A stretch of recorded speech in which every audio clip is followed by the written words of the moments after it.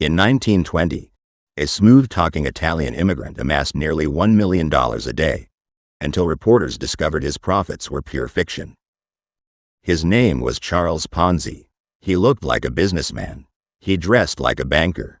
And for a brief moment in American history, thousands believed he had discovered the fastest way to become rich.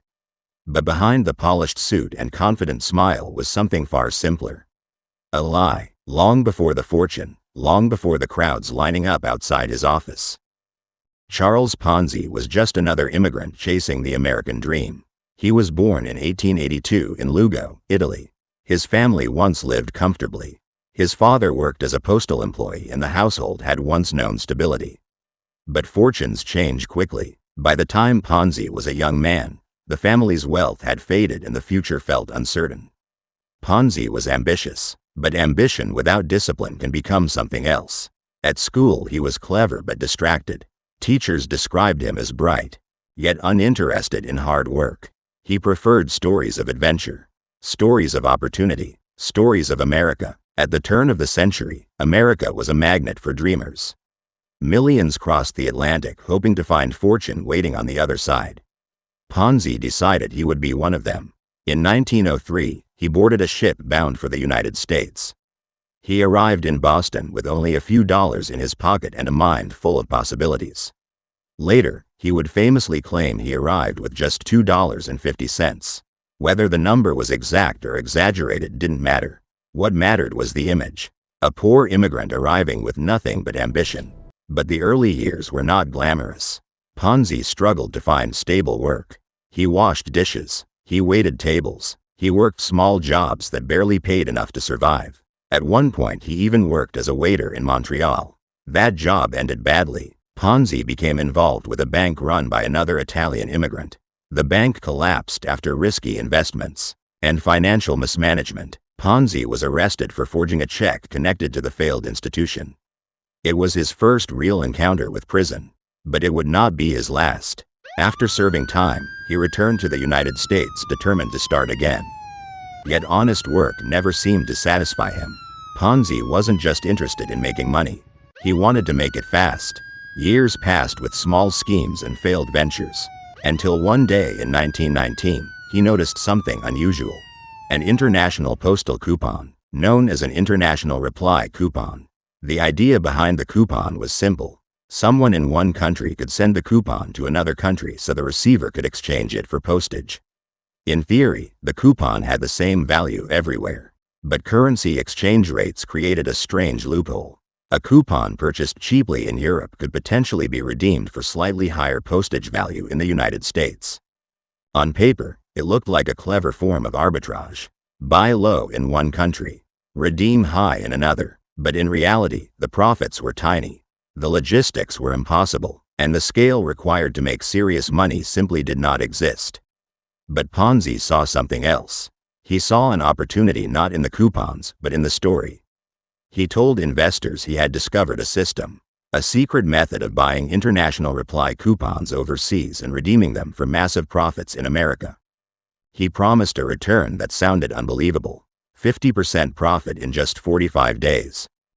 Or double your money in 90 days. To experienced bankers, the promise was absurd. But Ponzi wasn't speaking to bankers. He was speaking to ordinary people. Factory workers, immigrants, small shop owners, people who had spent their entire lives working hard and saving slowly. Now someone was offering them a shortcut. At first, only a few people invested. Ponzi paid them exactly what he promised. The returns were real, and word spread quickly. Soon, investors began telling their friends, then their families, then entire neighborhoods. The line outside Ponzi's office grew longer every day. Some people mortgaged their homes. Some borrowed from relatives. Some handed over their entire life savings. They believed they had found the opportunity of a lifetime. And Ponzi played the role perfectly. He smiled. He reassured investors. He spoke confidently about international markets and postal systems. Most people didn't understand the details, but they trusted the results. Because every early investor seemed to be making money. But there was a secret behind the operation. The coupons were almost irrelevant. Ponzi wasn't making profits from postage.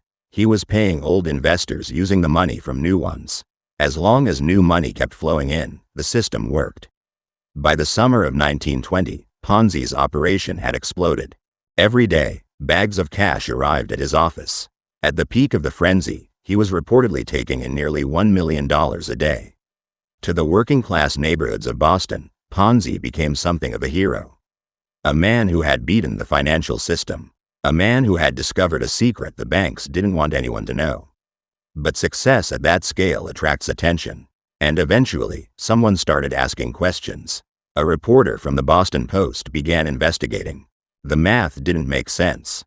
If Ponzi was truly making money from international reply coupons, he would need an impossible number of them. The newspaper calculated the numbers carefully. To support the amount of money Ponzi had collected, he would need around 160 million coupons. But only about 27,000 existed worldwide. The scheme was mathematically impossible. The Boston Post published the story, and everything changed overnight. Investors rushed to withdraw their money. The lines outside Ponzi's office grew even longer. But this time, people were not there to invest. They were there to escape. The illusion collapsed almost instantly. Investigators searched his books. Authorities uncovered the truth. Ponzi owed millions of dollars to investors. Money that did not exist. He was arrested for mail fraud. The empire that had taken months to build collapsed in days. Courtrooms filled with angry victims. People who had trusted him. People who had believed his promises. Ponzi was sentenced to prison.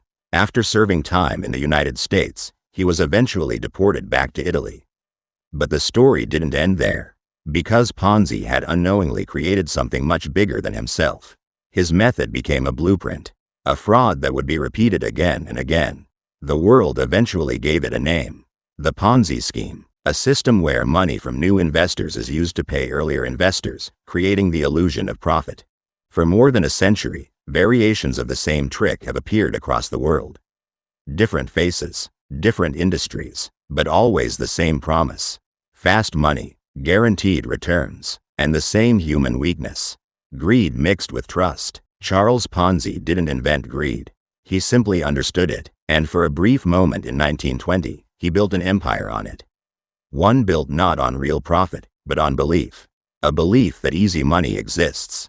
And a belief that someone, somewhere, has discovered the secret. History has shown us that secret never lasts. But the temptation never disappears. Because as long as people believe in effortless wealth, someone will always be waiting to sell the illusion.